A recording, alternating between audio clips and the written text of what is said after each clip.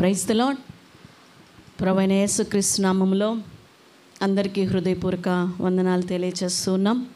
మరి ఈ రాత్రికాల సమయంలో దేవుని యొక్క వాక్యాన్ని మనము శ్రద్ధగా చక్కగా ధ్యానించుకుందాం రండి.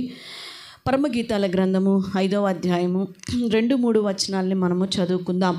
5వ అధ్యాయము పరమగీతాల గ్రంథము 5వ అధ్యాయము 2-3 వచనాలని మనం చదువుకుందాం. నేను నిద్రించితినే కానీ నా మనసు మేలుకొని ఉన్నది. నా సహోదరి, నా ప్రియురాల, నా పావురమ, నిష్కళంకురాల ఆలకింపుము. నా తల మంచుకు తడిసినది, నా వెంట్రుకలు రాత్రి కురియు చినుకులకు తడిసినవి. నాకు తలుపు తీయమనుచు నా ప్రియుడు వాకిలి తట్టుచున్నాడు. నేను వస్త్రము తీసివేసి తిని, నేను మరలా దాన్ని ధరింపనేలా. నా పాదములు కడుక్కొంటిని, నేను మరలా వాటిని మురికి చేయనేలా. ప్రియ సంగమా, ఇక్కడ దేవుని యొక్క వాక్యములో మనం చూస్తూ ఉన్నాం. నేను నిద్రించితినే కానీ నా మనసు మేలుకొని ఉన్నది. నాకు తలుపు తీయుమనుచు నా ప్రియుడు వాకిలి తట్టుచున్నాడు అనే పదాన్ని ఇక్కడ మనం చూస్తున్నాం. ఇక్కడ ఉన్న స్త్రీ షూలమ్మితి మరి సంఘముతో పోల్చబడుతూ ఉన్నది. అయితే అనేక మంది మరి అశ్రద్ధ చేసినటువంటి, ఆత్మీయంగా వారి రక్షణను అశ్రద్ధ చేసినటువంటి వారితో మాట్లాడుతున్న మాటగా ఇది మనం చూస్తూ ఉన్నాం. లోబడనొల్లనటువంటి ఇశ్రాయేలీలతోనూ యూదులతోనూ మాట్లాడుతున్నట్లుగా ఉన్నది. ఇదే వాక్యమును ఈరోజు దేవుడు మనతో కూడా మాట్లాడుతున్నట్లుగా మనం చూస్తూ ఉన్నాం. ఇక్కడ ప్రభువు తట్టినటువంటి తలుపు తీయలేదంట. ఈ ప్రియురాలని తలుపు తడుతూ ఉంటుంటే ఎంతసేపు ప్రియుడు తలుపు కొట్టినా ఈ ప్రియురాలు తలుపు తీయలేదు. ఈరోజు అనేక మంది దేవుని పిలుపును, మన ప్రియుడైన యేసు అనేక మంది ద్వారా ఆ తలుపు కొడుతున్నప్పటికీ కూడాను చాలామంది వారి హృదయం అనే తలుపులు దేవుని కొరకు తీయలేకపోతూ ఉన్నారు. లోకముతో, లోకాశలతో, శరీరాశలతో నింపుకుంటూ ఉన్నారు. తలుపులు తీయలేకపోవటానికి కారణాలు చాలా మనం చూస్తూ ఉంటాం. ఎందుకంటే వారు ఎలాంటి స్థితిలో ఉన్నటువంటి వారో ఇక్కడ మనం చూస్తూ ఉన్నాం. కొన్ని మాటలు ఈరోజు మనము ధ్యానిద్దాం. తలుపులు తీయకుండడానికి గల కారణం ఏంటి? ప్రియ సంగమా, ఈరోజు ఆ ప్రియురాల్లాగా నీవు కూడా తలుపు తీయకుండా అలానే ఉన్నావా? నీ హృదయంలో ఎందుకు తీయలేకపోతున్నావు? నీ హృదయం అనే తలుపుని దేవుని కోసం ఎందుకు తెరవలేకపోతూ ఉన్నావు? చూడండి, ఇక్కడ కొంతమందిని మనం చూస్తూ ఉన్నాం. కీర్తనల గ్రంథము 123వ అధ్యాయాన్ని ఇక్కడ మనం చూద్దాం. కీర్తనల గ్రంథము 123వ అధ్యాయము 3వ వచనాన్ని చదువుకుందాం. యెహోవా, మేము అధిక తిరస్కారము పాలైతిమి. అహంకారుల నిందయు గర్విష్ఠుల తిరస్కారమును మా మీదకి అధికముగా వచ్చి ఉన్నవి. వీరు చూడండి, ఎందుకు వీరు ప్రభువుని ఇక్కడ తిరస్కరిస్తూ ఉన్నారు అంటే, అహంకారులుగా ప్రభువుని ఇక్కడ నిందించేటువంటి వారిగా, గర్విష్ఠులుగా ప్రభువుని తిరస్కరించారు. వారికి ఏ ఆశీర్వాదము కూడా ఉండదు. చాలా అహంకారమైన మనసు కలిగినటువంటి వారిగా మనం చూస్తూ ఉన్నాం.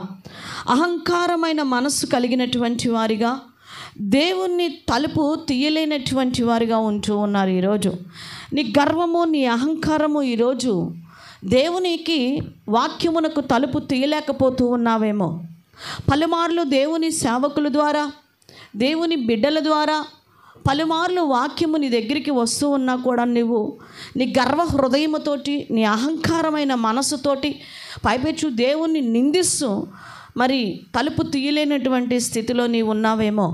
ఇంకెవరు తలుపు ఎందుకు తీయలేకపోతూ ఉన్నారు? చూడండి, యెషయా గ్రంథంలో చెప్తూ ఉంటాడు. 32వ అధ్యాయము, యెషయా గ్రంథము 32వ అధ్యాయంలో మనం చదువుకుంటాం. 9వ వచనాన్ని మనం చదువుదాం. యెషయా గ్రంథం 32వ అధ్యాయము 9వ వచనమును మనం చూసుకున్నట్లయితే, సుఖాసక్తి గల స్త్రీలారా లేచి నా మాట వినుడి. ఏమండి, వీరు ఎందుకు తలుపు తీయలేకపోయారు అంటే, సుఖాశక్తి కలిగి, అంటే దేవుని కంటే దేన్ని ఎక్కువగా ప్రేమిస్తున్నారు వీళ్ళు? సుఖాన్ని ఎక్కువగా ప్రేమిస్తున్నట్లుగా మనం చూస్తూ ఉన్నాం. ప్రియ సంగమా, ఈరోజు దేవుని వాక్యము నీ హృదయంలోనికి ఎందుకు వెళ్ళట్లేదు? కారణం ఏమిటి? ఏ అహంకారమైన మనసుతో నీవు ఉన్నావు? ఏ సుఖాన్ని దేవుని కంటే ఎక్కువగా నువ్వు ప్రేమిస్తూ ఉన్నావు? ఈరోజు చాలామంది, అనేక మంది దేవునికి సన్నిధికి రాలేకపోవటానికి, దేవుని యొక్క మందిరానికి రాలేకపోవటానికి కారణం ఏంటంటే సుఖమును ఎక్కువగా ప్రేమించేవారు. ఏం వెళ్దాంలే, కష్టపడి పని చేసుకొని వచ్చాం, ఉదయం నుంచి కష్టపడ్డాం, పొద్దున్న నుంచి పని చేసుకున్నాం, ఇంట్లో పని చేసుకున్నాం, ఇంకేం వెళ్దాంలే, ప్రభువా కాపాడు అంటూ నిద్రలకు వెళ్ళిపోతూ ఉన్నారు. ప్రియ సంగమా, దేవుడు నీకు ఇచ్చిన అవకాశం, ఒకరోజు నువ్వు కూడుకోవాలన్నా సంఘములో కూడుకోలేవు.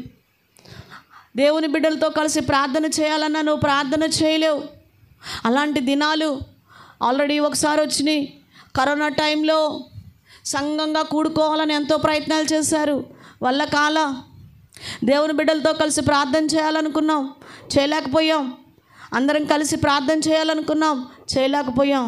ఎంతగా బాధపడ్డామో మనకి తెలుసు ఆ కరోనా దినాల్లో.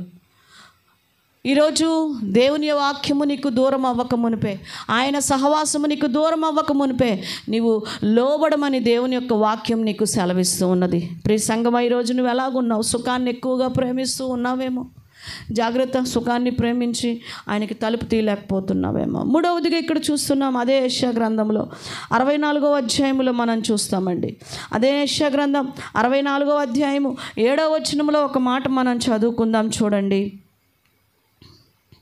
నీ నామమును బట్టి మొరపెట్టువాడు ఒక్కడునూ లేకపోయిను, నిన్ను ఆధారము చేసుకొనుటకై తన్ను తాను ప్రోత్సాహపరచుకొని వాడొక్కడునూ లేడు. నీవు మాకు ముఖము చాటు చేసుకొంటివి అంటున్నాడు. అవును, ఆత్మీయంగా వారు ఎలాంటి స్థితిలో ఉన్నారంటే నిద్రావస్థలో ఉన్నటువంటి వారుగా. ప్రార్థన చేయట్లేదంటే వారు ప్రార్థన చేయట్లేదు. ప్రభుపై ఆధారపడి వారి సొంత ఆలోచనల మీద కూడా ఆధారపడుతున్నారు. వీళ్ళు అటు ప్రభు మీద ఆధారపడుతున్నారు, అటు సొంత ఆలోచనలతో వారు జీవిస్తూ ఉన్నారు. అందుకే వారు ప్రభువుకి సంపూర్ణముగా హృదయాన్ని తెరవలేకపోతూ ఉన్నారు. ప్రియ సంగమా, ఈరోజు నువ్వు నీ సొంత ఆలోచనల మీద నువ్వు ఆధారపడుతూ ఉన్నావేమో ఒకసారి పరిశీలన చేసుకో. ఒకసారి నీ హృదయాన్ని నువ్వు పరిశీలన చేసుకో. ఈరోజు ప్రభువు మనతో మాట్లాడుతూ ఉన్నాడు. ఎందుకు నువ్వు తలుపు తీయలేకపోతున్నావు? నీకే ఆటంకాలు వస్తున్నాయి? ఇక్కడ ఇశ్రాయేలీలు, యూదులకు వచ్చిన ఆటంకాలను మనం చూస్తూ ఉన్నాం. వాళ్ళు ఉన్నటువంటి లోపాలను మనం చూస్తూ ఉన్నాం. నీకే లోపం ఉన్నది? క్రీస్తు నీ కోసము సిలువలో బలియాగమైన విధానాన్ని మర్చిపోయావా? ఆయనకంటూ సమయాన్ని ఇవ్వలేకపోతున్నావా? ప్రియ సంగమా, పరిశీలన చేసుకో. ఈరోజు ఆమోసు గ్రంథంలో కూడా ఒక మాట మనం చదువుకుందాం. చూడండి, ఆమోసు గ్రంథము 6వ అధ్యాయము 1వ వచనాన్ని చదువుకుందాం. సియోనులో నిర్విచారముగా నున్న వారికి శ్రమ, షోమ్రోను పర్వతముల మీద నిశ్చింతగా నివసించు వారికి శ్రమ, ఇశ్రాయేలు వారికి విచారణకర్తలై జనములలో ముఖ్య జనమునకు పెద్దలైన వారికి శ్రమ. ఆయనను గూర్చిన ఆలోచన లేదు వీళ్ళకి. ప్రభువును గూర్చి ఏ విషయంలోనైనా వారికి చింత లేదు. ఈరోజు చింత లేదు, దాన్ని గూర్చిన ఆలోచన లేదు. అందుకే వారికి ఏంటంట? శ్రమ. వారు తీయలేకపోతూ ఉన్నారు. ప్రియ దేవుని బిడ్డ, ఈరోజు నువ్వు ఎలాగో ఉన్నావు? మరొక మాట మనం చదువుకుందాం. జెఫన్యా గ్రంథంలో 1వ అధ్యాయంలో మనం చూసుకున్నట్లయితే, జెఫన్యా గ్రంథం 1వ అధ్యాయము 12వ వచనాన్ని చదువుకుందాం. ఆ కాలమున నేను దీపములు పట్టుకొని యెరూషలేమును పరిశోధింతును, మడ్డి మీద నిలిచిన ద్రాక్షారసము వంటి వారై యెహోవా మేలైనను కీడైనను చేయువాడు కాడని మనసులో అనుకొని వారిని శిక్షింతును. వీళ్ళు ఎందుకు రావట్లేదంటండి? ప్రభువు మేలైన కీడైన చేయలే, ఏం చేయలే అని దేవునికి వ్యతిరేకమైన తలంపులు వారు కలిగి ఉన్నారు. అందుకే తీయలేకపోతున్నారు. వారు ప్రభువు తట్టిన తలుపు తీయకుండటానికి గల కారణాలు ఎన్నో ఇక్కడ మనం చూస్తూ ఉన్నాం. ఏం చేయట్లేదుగా, నన్ను వెళ్ళకపోయినా ఏం చేయట్లా, వెళ్ళినా ఏం లేదు, ఏం పర్వాలేదులే, వెళ్ళినా ఏముంది, వరకు అట్ట వెళ్తున్నా వస్తున్నా, అంతే, మార్పు ఏముంది నా జీవితంలో, నేనేం మారట్లేదు కదా. ఒక వారం వెళ్ళిపోతే ఏమైంది, 2వ వారం వెళ్ళిపోతే ఏమైంది. ఈరోజు ఒక వారం అని ఏదో మానేసిన వారు, ఆ ఒక వారం కాస్త 2 వారాలు అయింది, 2 వారాలు కాస్త 3 వారాలు, 3 వారాలు కాస్త నెల అయింది, నెల కాస్త 2 నెలలు అయిపోయింది. ప్రియ సంగమా, ఏ లిస్టులో నువ్వు ఉన్నావో నాకు తెలియదు. తలుపు వేసేసి ఏ లిస్టులో నువ్వు వెనకబడిపోతున్నావో నాకు తెలియదు. ఈరోజు ఆయన ఏం చేస్తున్నాడు? వెళ్ళకపోయినా ఏం కాలేదులే, బాగానే జరుగుతున్నాయి కదా మా పనులు, వెళ్ళకపోయినా ఏమైంది, ఆయన ఏమన్నా ఏమి కీడేం చేయట్లేదు కదా, మాకు చక్కగా పనికి వెళ్తున్నాం, చక్కగా సంపాదించుకుంటున్నాం, వస్తున్నాం, వండుకుంటున్నాం, తింటున్నాం, పడుకుంటున్నాం, ఏం కీడు లేదుగా, పర్వాలేదులే అనేటువంటి ఆలోచనలతో తలంపులు కలిగి అనేక మంది నిర్లక్ష్యంగా ఉంటూ ఉన్నారండి. ఇక మత్తయి సువార్తలు అయితే 22:5 చూస్తాం, సాకులు చెప్పి తప్పించుకున్నారంట చాలామంది. సాకులు, తలుపు తీయటానికి ఏం చెప్తూ ఉన్నారు? సాకులు. చిన్నపిల్లప్పుడు మా అమ్మ వాళ్ళు ఒక కథ చెప్పేవాళ్ళు. కాకి కథ, పిచ్చుక కథ చెప్పేవాళ్ళు. కాకిది కర్ర ఇల్లు అని, పిచ్చుకది పిడకల ఇల్లు అని. ఒక పెద్ద తుఫాను వస్తే ఆ తుఫానులో పిచ్చుకమ్మ ఇల్లు పడిపోయింది అని చెప్పారు. కాకిది కర్రల ఇల్లు అవటం వల్ల చాలా స్ట్రాంగ్గా ఉందని చెప్పారు. ఆ కాకి ఇంటికి పిచ్చుకమ్మ వచ్చి, కాకమ్మ కాకమ్మ తలుపు తీ అంటే ఆ కాకి అంటది, నేను నా పిల్లలకి స్నానం చేపిస్తున్నాను, ఇప్పుడు తలుపు తీయను అంటది. అదే కాక మళ్ళీ కొంతసేపు నాకు వచ్చి అడిగిద్ది పిచ్చుకమ్మ, నా పిల్లలకు అన్నం పెడుతున్నాను, ఇప్పుడు తీను అంటది. నా పిల్లలు నిద్రపోతున్నారు, ఇప్పుడు తీను అంటది. ఇదిగో నేను కూడా అన్నం తింటున్నాను, ఇప్పుడు తీను అంటది. అలాగా కాకి తలుపు తీయటానికి ఇష్టపడక చాలా కారణాలు చెప్పిద్ది. ఆ తర్వాత దేవుడు పిచ్చుకమ్మకి మంచి గూడు ఇచ్చాడు, పెద్ద స్లాబ్. ఆ ఇంట్లోకి వెళ్ళిపోయి ఉంది. ఆ తర్వాత ఆ గాలిలో ఆ కర్రలిల్లు కూడా పడిపోయింది. ఇప్పుడు కాకమ్మ వంతు పిచ్చుక గారికి వచ్చేసింది, పిచ్చుక దగ్గరికి వచ్చేసేసింది. రివర్స్ అయిపోయింది. ఈరోజు నువ్వు కూడా దేవుడికి తలుపు తీయట్లేదేమో, జాగ్రత్త. ఒకరోజు తడతావు, ప్రభువా నేను ప్రభువా తలుపు తీ ప్రభువా. బుద్ధి లేని కన్యకలు వచ్చారు కదండి, నేనయ్యా పలానా అవనయ్యా, నీకోసం చర్చిలో పలానా ఇచ్చాను కదా, ఇదిగో కొన్ని వేలు పెట్టి ఖర్చు పెట్టి మందిరంలో నేను అది చేపించాను కదా, ఈ పరిచర్య చేశాను, నేను ఆ పరిచర్య చేశాను, భోజనాలు పెట్టాను, మా ఇంట్లో గ్రాండ్గా చేశాను, ప్రార్థన పెట్టి మైకులు పెట్టాను, లైటింగ్స్ పెట్టాను, భలే చేశాను, నేనయ్యా పలానా వ్యక్తిని, పలానా పెద్దని, పలానా వ్యక్తిని, పలానా సేవకురాల్ని. No no no no no no no ప్రభువు తట్టినప్పుడు నువ్వు సాకులు చెప్తూ వచ్చావు. ప్రభు అంటాడు, ఎవరో నాకు తెలియదు, అక్రమము చేయవారులారా నా దగ్గర నుండి వెళ్ళిపోండి అంటాడు ప్రభువారు. ప్రియ సంగమా, ఈరోజు ఆయన తడుతున్నాడు, తలుపు పిలుస్తున్నాడు నిన్ను. నీకు అర్థం కావట్లే ఆయన పిలుపు నీకు. నిన్ను సేవకు పిలుస్తూ ఉన్నాడు, నేను ఆయన పరిచర్యకు పిలుస్తూ ఉన్నాడు. పాపము ఇంకా నువ్వు విరుక్కుపోయిన ఆ పాపంలో నుంచి బయటికి రమ్మని పిలుస్తూ ఉన్నాడు నిన్ను. నీకు ప్రభువు పిలుపు అర్థం కావట్లేదా? పలుమార్లు ప్రభువు నీతో మాట్లాడుతూ గద్దిస్తూ ఉండంటే లెక్కలేని తనమైపోతూ ఉందా? ఏమీ కావట్లేదులే, బాగానే ఉన్నానులే, క్షేమంగా ఉన్నానులే, అంతా బాగుంది అనేటువంటి నిర్లక్ష్యం నీ జీవితంలోనికి వచ్చేస్తుందా? ప్రియ సంగమా, ఈరోజు నువ్వు పరిశీలన చేసుకో. సౌలు దేవుని కృపకు దూరం అయిపోయాడు.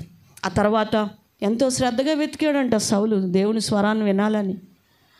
ఎక్కడా కూడా దేవుడు దర్శనముల ద్వారా కానీ, దైవజనుల ద్వారా కానీ, ఏని ద్వారా కూడా దేవుడు సౌలుతో మాట్లాడలేదు. ఎందుకంటే కృప కోల్పోయాడు. ఆయన తట్టినప్పుడు తీయలేదు, ఆయన చెప్పినప్పుడు లోబడలేదు. ఈరోజు నీవు కూడా ఎలా ఉన్నావు? నీ పరిస్థితి ఎలాగున్నది?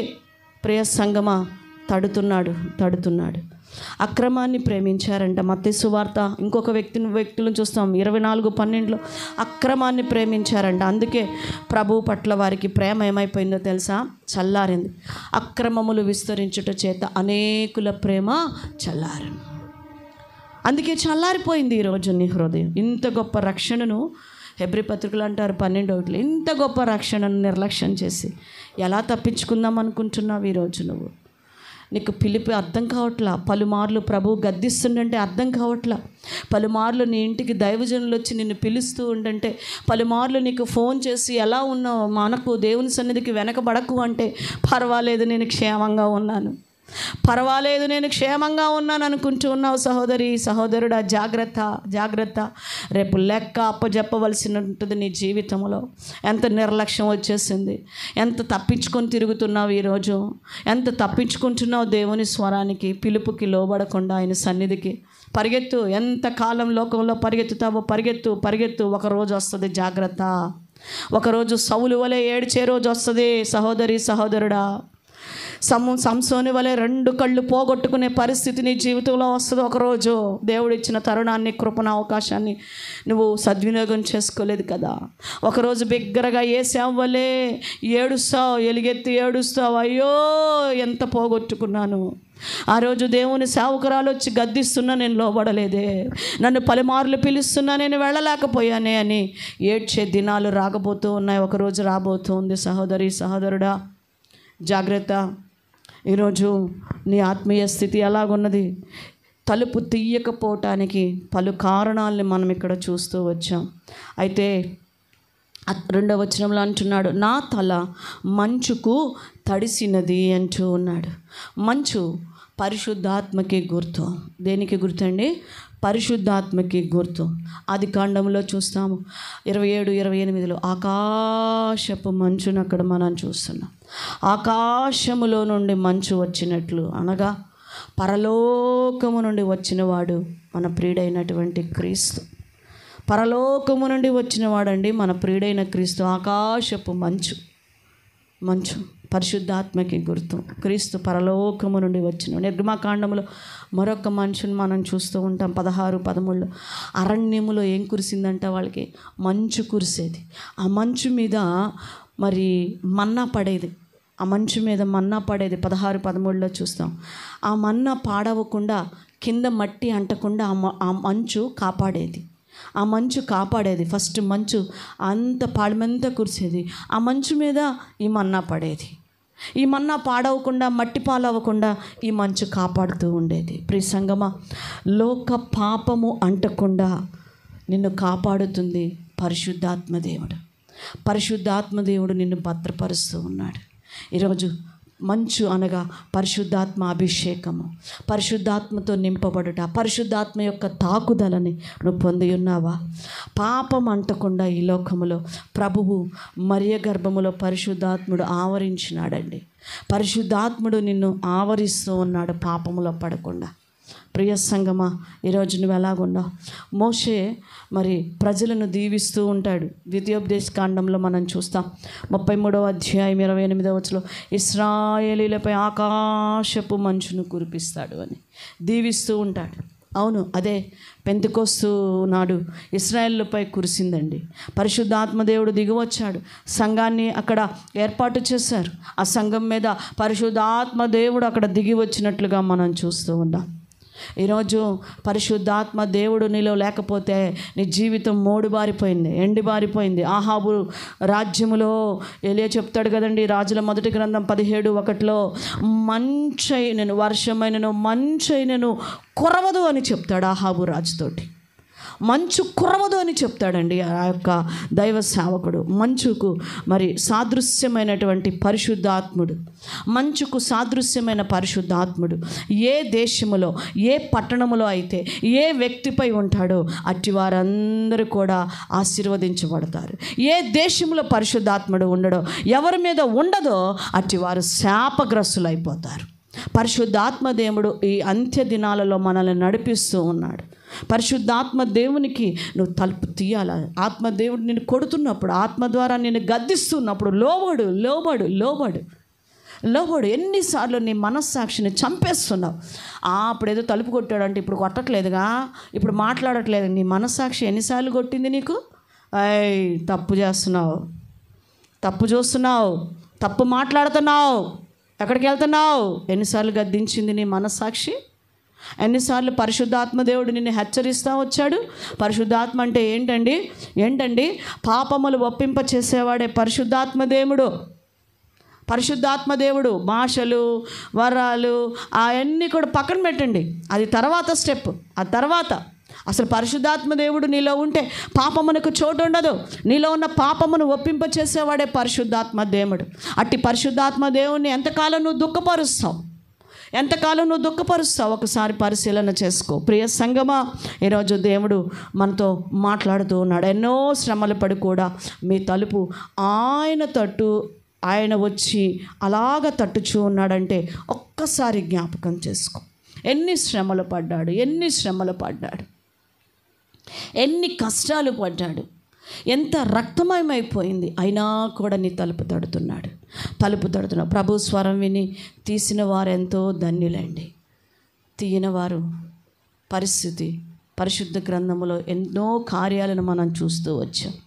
నువ్వు ఇంకా ప్రభువు నిన్ను సేవకు పిలుస్తుంటే నన్ను కాదనుకుంటున్నావు.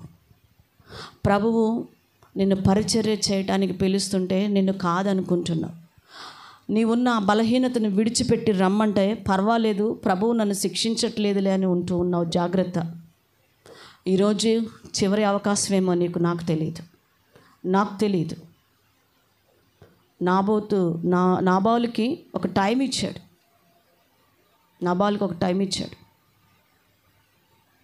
ఆ యొక్క అబిగయలు భర్త అయినటువంటి నాబాలు పడకలో 10 days ఇచ్చాడు దేవుడు, ఉపయోగించుకోవాలి.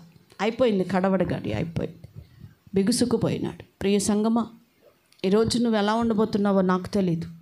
దేవుని ఆత్మతో నింపబడు. 3వ వచనంలో షులమ్మతి జవాబు చెప్తూ ఉన్నది. ఏమని చెప్తున్నది? నేను తడిచిపోతున్నాను, ఇట్లా ఉన్నదని ప్రియుడు అడుగుతుందంటే ఏమేం చెప్తుందో చూడండి. నేను వస్త్రము తీసివేసి తిని నేను మరలా దాన్ని ధరింపనేలా, నా పాదములు కడుక్కుంటుని నేను మరలా వాటిని మురికి చేసుకోనేలా. ఏమండి, ప్రతి ఒక్కరూ రక్షణ వస్త్రాలు ధరించాలి. ఇప్పుడు లేదు, నేను రక్షణలో వదిలేశానంటే ఎట్లా? ప్రియుడు ఎప్పుడు పిలిస్తే అప్పుడు మనము వెళ్ళిపోవాలి. ఇప్పుడు కాదులే ప్రభు, నేను కొంచెం ప్రార్థనలో తగ్గానులే, కొద్దిగా రక్షణ పోయింది నాకు, నేను కొంచెం బలహీనంగా ఉన్నాను, వద్దులే. ఇప్పుడు రొట్టె తీసుకోమంటే చాలామంది అంటారు ఇప్పుడు వద్దు అంటే ఏం పోగొట్టుకున్నారు వాళ్ళు? రక్షణ పోగొట్టుకున్నారు. ఎక్కడో మనస్సాక్షి వాళ్ళు తప్పు చేసేసారు ఎక్కడో. ప్రియ సంగమా, పరిశీలన చేసుకో. ఈరోజు నా పాదాలు కడుక్కుంటుని అంటున్నారు. పాదములు అంటే మన ప్రవర్తనకి సాదృశ్యంగా ఉన్నాయి. దేనికి గుర్తు? పాదాలు మన ప్రవర్తన, మన జీవితాన్ని. ఎవరి ప్రవర్తనను వారు శుద్ధి చేసుకోలేరు. నేను పాదాలు ఇప్పుడే కడుక్కున్నానంటే నువ్వు కడుక్కునేది ఏంది? నీ ప్రవర్తన నువ్వు శుద్ధి చేసుకోగలుగుతావా? నీ ప్రవర్తన నువ్వు నువ్వు ఇది చేసేసుకుంటావా? లేదు. క్రీస్తు యేసు దగ్గరికి రావాలి. నువ్వు తలుపు తీస్తే ఆయన వస్తాడు, ఆయన శుద్ధి చేస్తాడు. ప్రియ సంగమా, ఈరోజు దేవుడు మనతో మాట్లాడుతున్నాడు. యోహాను సువార్త 13లో చెప్తున్నాడు, నీటితో అక్కడ ప్రభువు వారి పాదాలను ఏం చేస్తూ వచ్చాడంట, ఆ అధ్యాయంలో కడుగుతున్నట్లుగా మనం చూస్తున్నాం. నీరు వాక్యానికి గుర్తు. ఇప్పుడు కూడా చాలామంది యేసుప్రభు వారు నీళ్ళతో కడిగాడని చాలామంది ఆయన సంఘంలో వాళ్ళందరూ ఈ నీళ్ళతో పాదాలు కడుగుతూ ఉంటారు. నీళ్ళతో పాదాలు కడగమంటే అది కాదు దాని అర్థం, అది తగ్గింపు స్వభావం. ఎవరైతే దీనులుగా తగ్గించుకుంటారు వారిదే అని చెప్పేసి ఒక తగ్గింపు స్వభావం కొరకు గుర్తుగా ప్రభువారు చూపించారు. నీరుతో కడగబడుట అంటే వాక్యముతో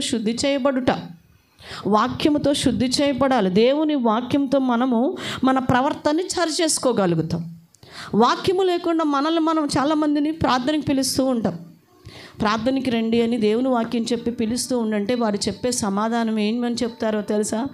నాలాంటి వాళ్ళు రాకూడదు, నాలాంటి వాళ్ళు మందిరానికి రాకూడదు, నేను మంచివాడిని కాదు, నేను మంచిదాన్ని కాదు, నాలో ఒక చెడ్డ బీజం ఉంది, నాలో ఒక వ్యభిచార ఆత్మ ఉంది, నాలో ఒక తాగుబోతుతనం ఉంది, నేను ఇది వదిలిపెడతాను, కొంచెం అది వదిలిపెట్టేదాకా నేను ఇప్పుడల్లా రానులే, కొద్దిగా నాకు పనులు ఉన్నాయి, అవి జరగాలంటే నేను ఈ స్థితిలో ఉండాలి. అయ్యో ఎంత దారుణం! నువ్వు మంచిదానివైతే ఇంక మందిరానికి ఎందుకు వచ్చేది? మంచివాళ్ళకి మందిరం అవసరంలా. ఎవరిని పిలవడానికి వచ్చాడు యేసయ్య? పాపులను పిలవ వచ్చాడు. నువ్వు పాపివి కాబట్టి నిన్ను పిలుస్తున్నాడు. నేను పాపిని కాబట్టి నన్ను పిలిచాడు. నేను పాపంలో ఉన్నాను కాబట్టి నా ప్రభువు నన్ను పిలిచాడు. గాయపడిన చేతులతో నన్ను హక్కున చేర్చుకున్నాడు. తన రక్తంతో నన్ను కడిగి శుద్ధి చేశాడు. అవును, నేను పాపినే. పలుమార్లు పడిపోతూ లెగుస్తూ జీవించినటువంటి పాపినే. ఈ క్షణము వరకు కూడా దేవుని సన్నిధిలో కొన్ని మార్లు పడిపోతూ ఉన్నటువంటి వారమే, కానీ ఆయన రక్తముతో నీతిమంతురాలుగా తీర్చబడినటువంటి వారం. హల్లెలూయా. ప్రియ సంగమా, నేను ఆయన దగ్గరికి వస్తూ ఉన్నప్పుడు, ఆయన సన్నిధికి వస్తున్నప్పుడు, ఆయన పాదాలను ఆశ్రయిస్తూ ఉన్నప్పుడు నన్ను నీతిమంతురాలుగా తీర్చబడుతూ ఉన్నాను. నన్ను బట్టి నేను నా ప్రవర్తన శుద్ధి చేసుకోలేను, మార్చుకోలేను. నీవు అంతే. ఈరోజు దేవుడు నిన్ను పిలుస్తూ ఉన్నాడు. మరి ఆమె చెప్పినట్లు సాకులు చెప్తూ ఉన్నావేమో. ఎన్ని సాకులు నీ దగ్గర ఉన్నాయో నాకు తెలియదు. ఇప్పుడైతే మన దగ్గరగా 7 points మనం విన్నాం. ఆ సాకులు మరి ఏ సాకు నీకుందో దేవుడి దగ్గరికి రావడానికి, దేవుని పని చేయడానికి నాకు తెలియదు. ఎన్నిసార్లు పోస్ట్ పోన్ చేస్తున్నావో దేవుడు పిలుస్తుంటే, ఇప్పుడు కాదని పిలుపును పోస్ట్ పోన్ చేస్తున్నావేమో. ప్రభువు పిలుస్తున్నాడు. ఈ రాత్రి ఈ వాక్యము నీ కొరకే ప్రభువు పిలుస్తున్నాడు. పిలుపుని నిర్లక్ష్యపరచవద్దు. ఈరోజు దేవుని మాటకి లోబడు. ఆయన పిలుపుచున్నాడు, ఆయన తట్టుచున్నాడు, ఆయన పిలుస్తున్నాడు. లోబడతావో లోబడవో, మరి తిరస్కరిస్తావో లేక లోబడి సరిచేసుకుంటావో నీకే అప్పగిస్తున్నాడు. ప్రార్థన చేసుకుందాం. పరిశుద్ధుడా, ప్రేమ కలిగిన మా ప్రియ పరలోకపు తండ్రి, హృదయం అనే తలుపును పలుమార్లు మీరు తట్టుచు మీరు పిలుస్తున్నారు ప్రభా. మీరు పాపము నుండి బయటికి రావాలని పిలుస్తున్నారు. పిలుపులోనికి రావాలని మీరు పిలుస్తున్నారు. అవును ప్రభా, మీ పరిచర్యలోనికి రావాలని మీరు పిలుస్తున్నారు. కానీ ఆ పిలుపులను మేము నిర్లక్ష్యం చేస్తూ ఇది నాకు కాదు అని తప్పించుకొని వెళ్ళిపోతూ ఉన్నాం చాలామంది. అయ్యా, వాళ్ళు ఎన్ని సాకులు, అహంకారమైన మనసుతోటి, వెళ్ళకపోయినా మాకేం కాలేదుగా, పర్వాలేదులే అనే మనసుతోటి సాకులు చెబుతూ నాయన నిద్రాశక్తులు కలిగిన వారుగా నీ పిలుపుకు లోబడక తలుపు తీయక ఉన్నారు ప్రభా. నిజంగా ఓ తండ్రి, ఆ మనసు మా జీవితాల్లో ఉండనియద్దు. ఓ తండ్రి, పరిశుద్ధాత్మతో నింపబట్ట మాకు నేర్పించండి. అంత్య దినాల్లో నీ ఆత్మతో నింపబడ్డానికి నాయన మా తండ్రి, మమ్మల్ని మేము కాపాడుకోవడానికి సహాయం చేయి. మా ప్రవర్తనని జాగ్రత్తగా కాపాడుకోవడానికి కృపచు. మా రక్షణ వస్త్రాలను మేము కోల్పోకూడదు నాయన. మా ప్రవర్తన విషయంలో ఎక్కడ మేము తప్పిపోకూడదు. మాకు సహాయం చేయండి. మమ్మల్ని జ్ఞాపకం చేసుకోమని, దీవించి ఆశీర్వదించమని మీకే కృతజ్ఞతలు చెల్లించుకుంటూ యేసు పరిశుద్ధ నామములో స్తుతిస్తూ ప్రార్థిస్తున్నాం తండ్రి. ఆమేన్. Thank you. God bless you.